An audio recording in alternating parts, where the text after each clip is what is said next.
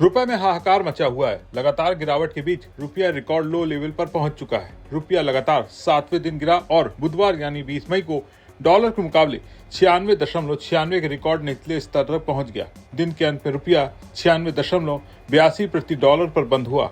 रुपए को बचाने के लिए अब रिजर्व बैंक ऑफ इंडिया ने ब्रह्मास्त्र चल दिया है। आरबीआई के इस कदम से बाजार में हलचल मच गई है। इस वीडियो में हम आपको ये पूरा मामला बताने जा रहे हैं। आरबीआई ने घोषणा की है कि वो 26 मई को 5 अरब अमेरिकी डॉलर यानी यूएसडी INR स्वैप ऑक्शन करने जा रहा है। अब सवाल ये है कि आखिर ये स्वैप ऑप्शन होता क्या है, आरबीआई अचानक इतना बड़ा कदम क्यों उठा रहा है और क्या इसका मतलब है कि भारतीय रुपए पर दबाव अब और बढ़ गया है। सबसे पहले समझते हैं कि आरबीआई ने क्या घोषणा की है।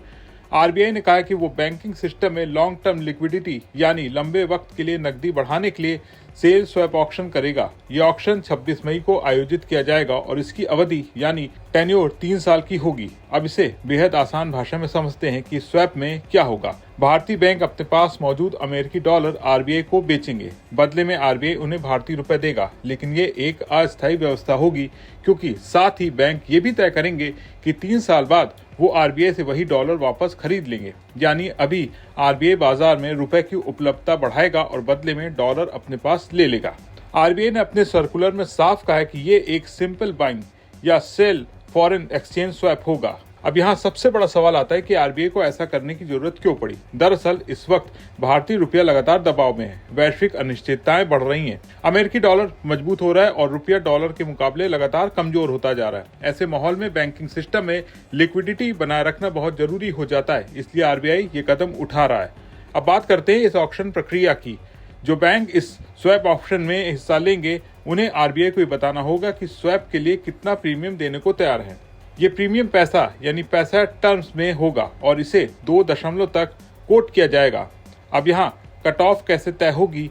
आरबीआई ने कहा है कि ऑक्शन का कट ऑफ प्रीमियम के आधार पर तय किया जाएगा और सबसे महत्वपूर्ण बात ये मल्टीपल प्राइस बेस्ड ऑक्शन होगा। इसका मतलब यह है कि जिन बैंकों की बिड सफल होगी उन्हें उसी प्रीमियम रेट पर स्वैप मिलेगा जो उन्होंने कोट किया होगा।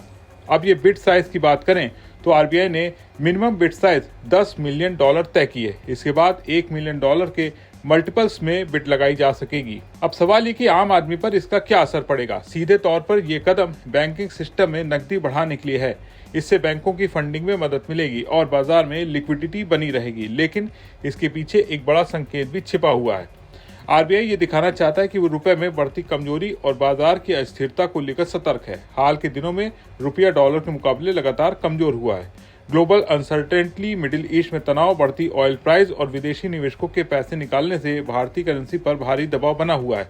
ऐसे वक्त में आरबीआई के कदम बाजार को स्थिर बनाए रखने की कोशिश माना जा रहा है। अब एक्सपर्ट की नजर इस बात पर रहेगी कि 26 मई का ये ऑक्शन कितना सफल रहता है और क्या इससे रुपए को कुछ राहत मिलती है या नहीं।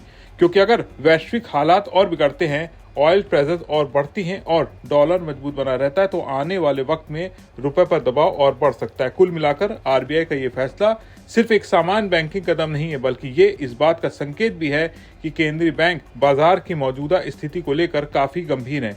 आपको क्या लगता है, कमेंट करके बताएं और बने रहें विस्तक के साथ।